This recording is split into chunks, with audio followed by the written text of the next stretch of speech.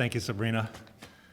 I was just thinking with your introduction and your paper today about my book that probably the best thing that I could do tonight is just sit down and shut up because I can only go down from here. But thank you so much. Thank you for having me here. And I do want to thank Sabrina, Mary Ann, and Maria for just, to me, this is a big deal to travel across the pond and to speak at a conference and to be welcomed and just the hospitality that you've shown me, and because I wrote this book, and it just, to me, it's just a fascinating thing. We heard so far in the conference, I've really enjoyed it. All the speakers, I think, were just fantastic.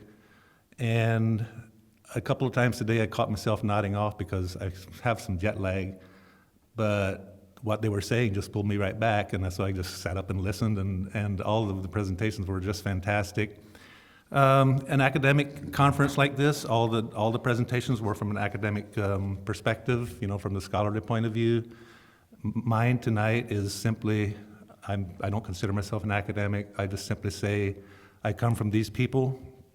This is my story, and this is where I come from. And I was born, I don't know how many of you have read the book, some of you have not. I'll just go through it. I'll do a couple of readings.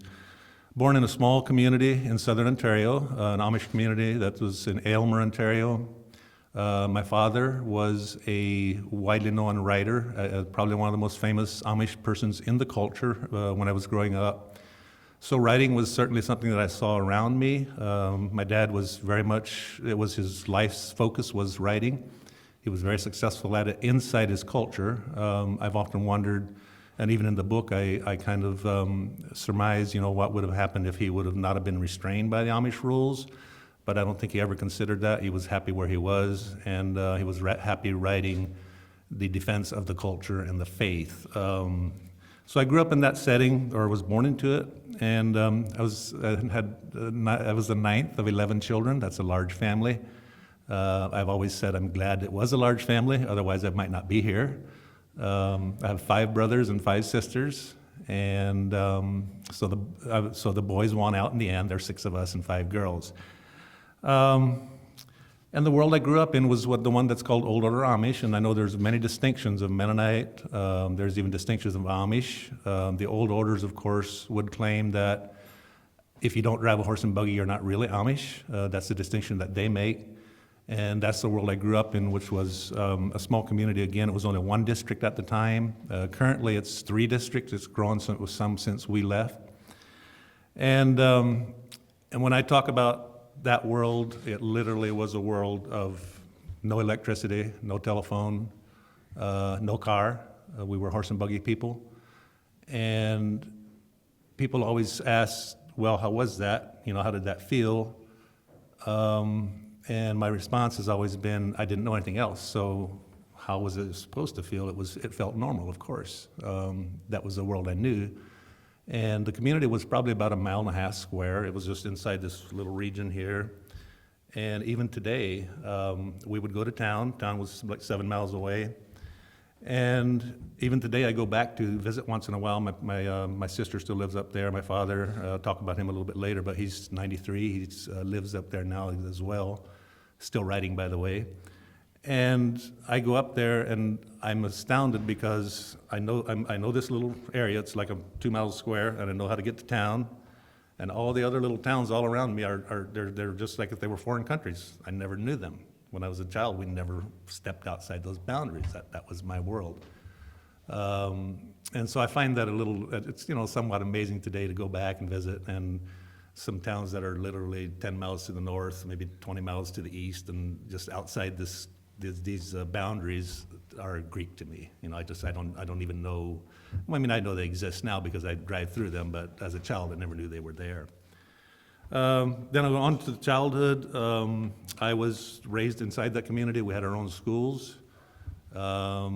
So at age 6, I started first grade, and in school, you had to speak English. I spoke the Pennsylvania Amish dialect at home, and at schools where we learned to speak English. I knew a little bit when I started, but you had to speak English in school. That was the rule, and so it took a little bit. I mean, it didn't take long, but you learn fast when you're 6 years old and and this English language is spoken around you like it was for me. I have very good memories of most of my childhood. It was not traumatic. I, of course, have some traumatic memories in the book about the bullying that happened with the one child, and some small things like that. But overall, I would say my childhood was very normal, very balanced. If we were looking back, we didn't have a lot. We had a farm, and there wasn't a lot of cash flow. Dad always provided for us. I would say by today's standards, we probably were poor. But we always had food to eat, we always had clothes on our back, we always had shoes to wear. And when you're, like I said, when you're in that world, there is no other world. That's all you know. And I was very happy in that world. Growing up, it was just the way it was. I know there's other Amish books out there where ex-Amish have written where there was tremendous trauma in the childhood with abuse, with mental illnesses for the parents, just lots of really heavy stuff. And the reason that's not in my book is because I didn't see it. That was not in my world. So I would say I was relatively normal in growing up in that way. And I'm not saying that might not have been some in the community, but I would say compared to what I've read in some of the other memoirs, it was not nearly as prevalent where I grew up as it has been in other places. So that's the reason it's absent. Had it been there, I'm sure I would have probably addressed it as well as I could have. But since it wasn't, there was no reason to, so that's why it's absent. All right, then anyways, growing up on the farm, we farm with horses, of course, and every, through the seasons, you would plant the corn, harvest the corn by hand. The book opens with the day I was born, which we were threshing that day. It's kind of like all these things that are happening on the farm. And the threshers were there that day. Threshing was late in the season because it was late August. Usually the threshing is done by late July or early August, so they said it was really a wet year that year. And so I could, that's just what was going on when I was born. And growing up through that, we husk our corn by hand, and we did everything the old way. The threshing machines, we cut the hay in the fields.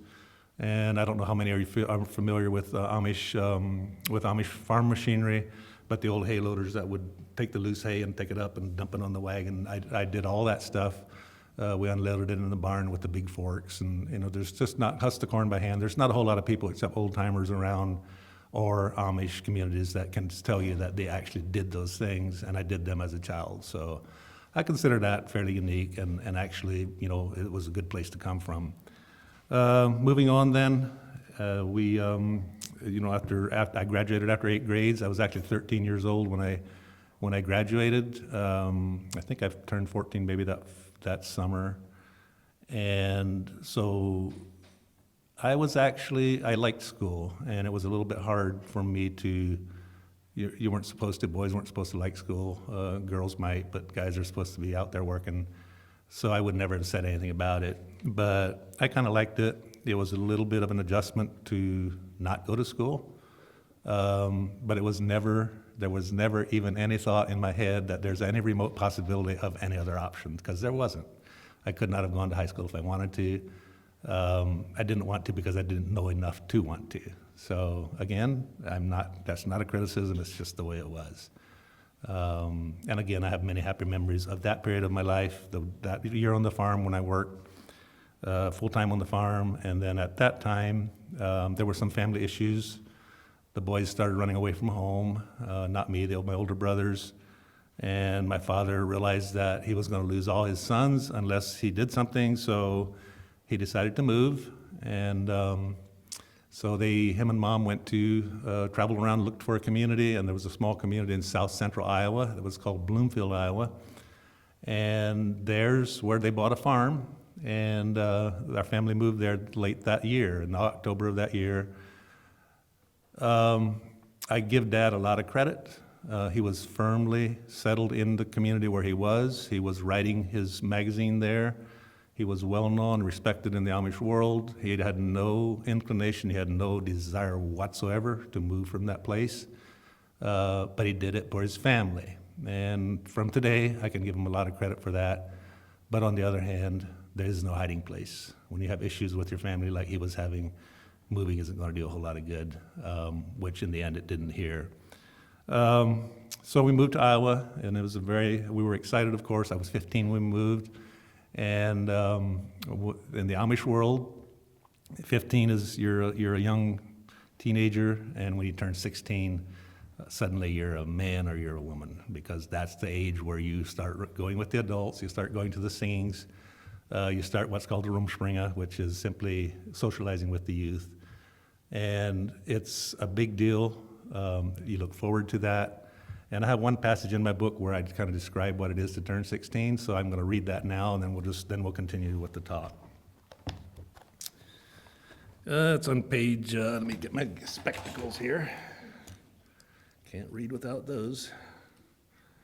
Okay, page 79, it's kind of when I talk about what happened in Iowa is I connected with 5 other young men, and we called ourselves the Gang of Six, and it was the 6 of us hung together, and the 6 of us eventually are the ones that left this community and went out to, worked out in the outside world. But at the start, it was only the 6 of us kind of connecting. And I'll start with that. The 6 of us met in Bloomfield, and somehow we were drawn to one another. We were intelligent and hungry for knowledge. We read voraciously, mostly trashy bestsellers picked up at yard sales and used bookstores that we kept carefully stashed under our mattresses or in little nooks about the house. We were an exclusive group, a tight nucleus, huddled together and protecting one another from the storms that occasionally engulfed us. Looking back, I can't remember any time in my life when I felt closer to a group of friends than I did to those 5 guys. Things were pretty calm at first. We were, for the most part, decent kids. Bloomfield had no wild youth, and by wild youth I mean the ones that step outside the boundaries and taste of the outside world. At that time there were none. The community was young, only one district, and the people were kind of accumulating from all over. And when the 6 of us connected, there was no such thing. Sad to say, this placid state would not survive for long. It couldn't, because we harbored in our hearts the seeds of rebellion, or maybe it was the seeds of life, of adventure, of freedom. Perhaps it was a little of both. We wanted to experience the things we saw around us, things outside our sheltered world, things we'd read about and heard of, things we'd seen others do, things that happen in other communities. We were young and full of spirit. We were 16. And then I go on to describe a little bit what that is. 16, the gateway to manhood in Amish culture. And 16 is a hard, bright line. One day you're 15 and a child, the next day you're 16 and a man. Maybe not a man, but something more than a child, something more than you were the day before. And the 6 of us, well, we were simply spirited youth. That doesn't excuse a lot of the stuff we pulled off, but who can instruct a pack of youth who band together in revolt? At that age, no one, and no one did. We knew instinctively that there was so much beyond our closed and structured world, so much just waiting for us to grasp and feel and taste and absorb. But it wasn't only the outside world that drew us. We were also repelled by what we saw and heard around us every day. Most of the adults, those securely anchored in the faith, didn't seem any too happy in their daily lives. In fact, they were mostly downright grumpy. There was little in our world that attracted us, made us stop and think, that's what I want, to live like that. We were stuck in a stifling, hostile culture consisting of myriad complex rules and restrictions. More things were forbidden than were allowed.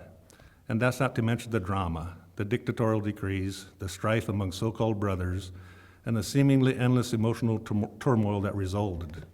We had seen and lived it all.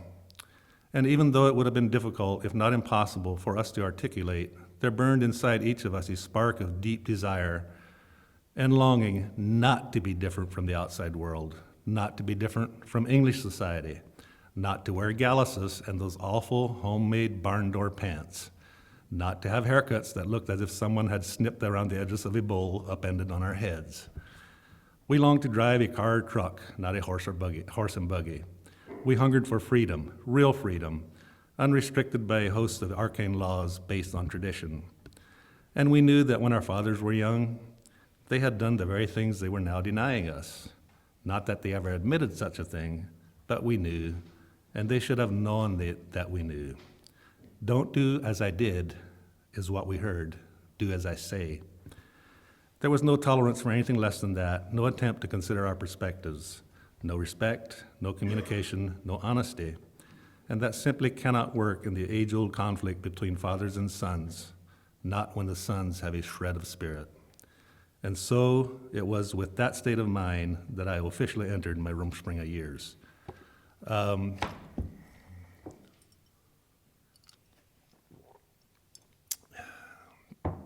So that's kind of where I was when I was 16. What happened in my, just a brief summary is the six of us rebelled pretty heavily. And of course the church tried to close down, to clamp down. The more they clamped down, the more it's like you're trying to stop a leak somewhere, and you plug your finger in over here and it comes out over there. And that's kind of the way it was. And at 17, I had made a connection to a guy who ran a ranch out west in Nebraska, which is a state west of Iowa, and I called him. He was looking for help, and so at 17 years old, I got up in the middle of the night, I walked out. I had packed my bag the night before, walked 2 miles to the highway where a friend of mine lived. Next morning on the way to work, he dropped me off at the bus station, and I bought my ticket and headed out west to work on this ranch. A couple of things I want to say about that, looking back, is that I look at that now, and I was 17, and when you're 17, you're basically a child. I mean, I'm sorry if any of you are 17, but you're very young. And that's the age I was. And the second thing that I have carried just huge loads of guilt. I don't want to say I do today, but it has bothered me many times, is your mom wakes up and her 17-year-old son is gone. And that is really, really hard. That's something that you can never take back. And I guess I wouldn't, because life is life. But anyways, what happened then, worked on the ranch. All 5 of my buddies followed me eventually. And this little community was just shattered because it was a small community, and six of its young sons left. And so it was a huge scandal. The people up in Aylmer, where my father had moved from, kind of looked and said, well, look at what good it did him to move. You know, he was moved for his sons, and look how they treat him. So it was a hard time, I guess, for everyone. I would say for myself, at that age, I was simply craving what I did not have. I was simply craving freedom, which is a strong drive within me today still. It's just, what is freedom? There are many different definitions for that, and to me it's simply the right to pursue your own path and to be left alone, and that includes being left alone by the government, which the Amish, that's part of my culture and my heritage as well. Real quickly here, I'm going to talk for I usually talk for half an hour or a little more, open for questions. Just want to go briefly down through what happened and read another passage. Eventually we returned, all 6 of us, and eventually 4 of us joined the church. 2 of the original 6 left, never came back. And I started joining the church, which is, you could take instruction. My friend Marvin and I couldn't make it, so we just left again. In between that time, I'd left once, just a desperate flight, so that was 3 times. And eventually, though, I did return. I actually joined the church and got my own horse and buggy and all that, and actually started dating this beautiful young girl. In the book, I protected her, changed her identity. There's like 2 people whose identities I just completely changed as to who she was, her name, and what family she came from. Not for her world knows who she is, but I figured the outside world does not need to know, and they do not, because I protected her. It was a lot of trauma involved with that as well. But anyways, what happens when an Amish couple, it's a cultural thing again. At least it was in my world. I'm not sure. I think in Lancaster County, they have different ways of doing it there. I think they have buddy groups, and if you like a girl, you kind of connect. In my world, if you liked a girl, you either asked her out yourself, but that was too terrifying. So you would often ask your friend to ask her. And so this beautiful young girl was 17. I think I was 21. I think I was one of those, outlaws that had come back, settled down, all kinds of mystique there. And so I'd ask her, my buddy, to ask her, and she said she would. What happened in that situation, I think it still does in most of the Amish world, on Sunday nights you get together and you have supper and then you have a singing, the youth do. It's all the people that are youth gather in somebody's home. And then if you have a date after the singing, you take the girl to her home and there you visit or whatever. It's all fairly restricted and controlled, and then till midnight, and then you go home. It's the thing that I did with this girl, and again, it's just massive in the culture. We were engaged, I asked her to marry me, and I went and I broke that engagement.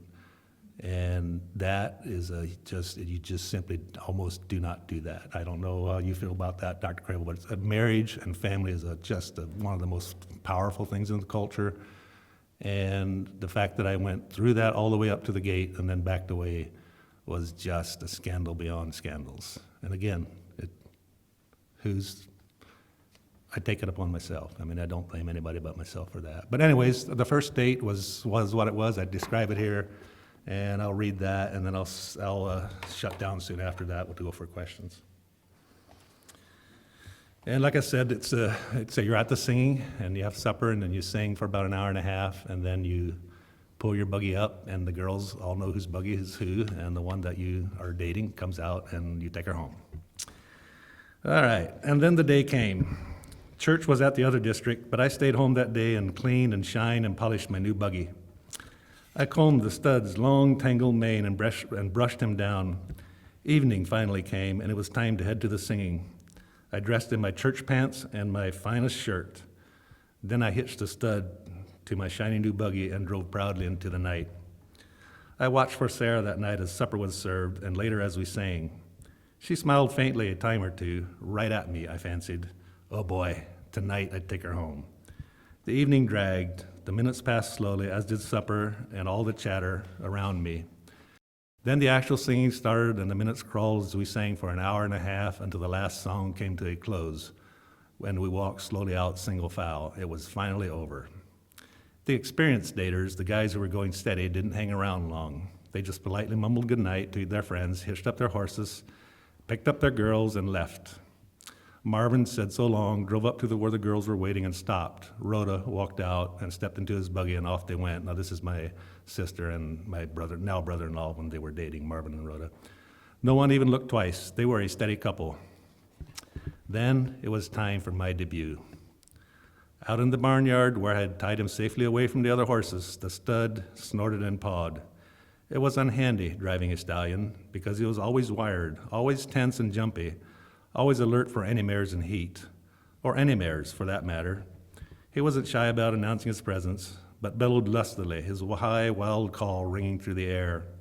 I calmed and scolded him good-naturedly as I led him under the buggy shafts and hitched him up. Then I stepped into the buggy and headed through the darkness over to the house. I don't know when. I don't know when all the loafing onlookers realized that I wasn't heading straight out the drive as I always had before. At some point, I suppose, after I guided my snorting horse up to the house and stopped, a shadow shifted from the knot of girls standing there, a girl dressed in shawl and bonnet. She approached and stepped up, then seated herself with a smile beside me on the soft velvet cushion. I leaned over and slid the buggy door on her side shut and clucked to my horse. He lunged away, and we were gone. Behind us, the loafers stirred, heads turned, and tongues wagged in overdrive. Ira Wagler was having a date with Sarah Miller. It was so long ago. I'm sure we were both nervous. Of course we were. But I'm a pretty laid-back guy, at least on the surface, so it really didn't go too badly. We chatted as the buggy rolled along the 3 or 4 miles to Sarah's home. Once we arrived, I guided the stud up to the hitching rail beside the drive and tied him up, and we walked into the house. I'm not sure how to describe an Amish date. It's somewhat similar to an English one, I suppose, just 2 young people spending time together and getting to know each other.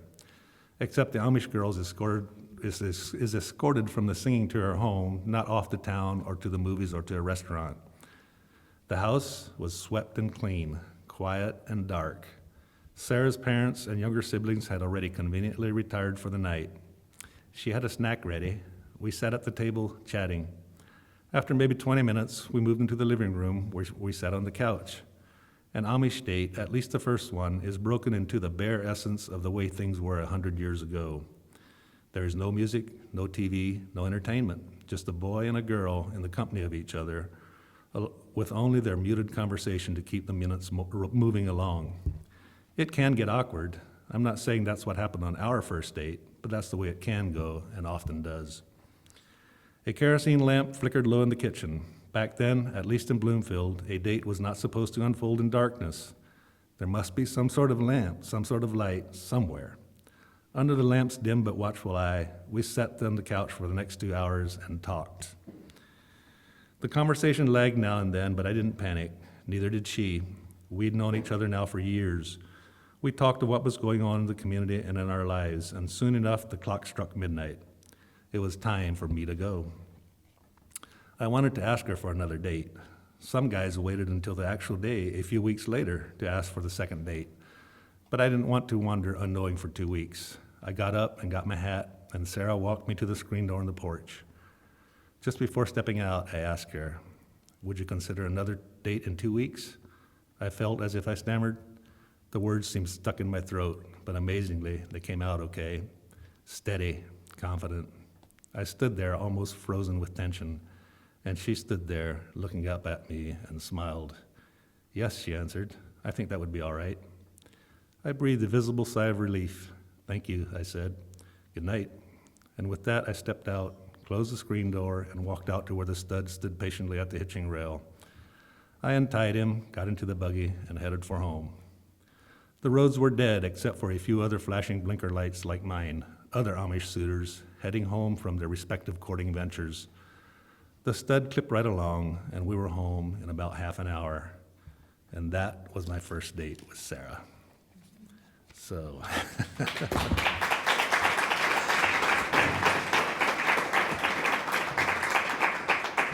so that really, again, the courting, and again, the fact that I took it all the way up to the very door of marriage. And at that point, again, in the book, the Tormo is all, I describe it all in detail. That point, I drew away from the gate and left her, and just after Mom, then Sarah is the woman that I hurt the most in my life, and the Lord has seen to it that I got repaid for that a number of times already. So let's just say I've been yanked around by women a lot. Anyways, it's about, I've been talking for about 35 minutes. I think I'll close down here, and I will take any questions anybody has. There's no question stupid or whatever. It doesn't matter. You're free to ask whatever I like to do the question because then we're talking about what you want to talk about. So, any questions?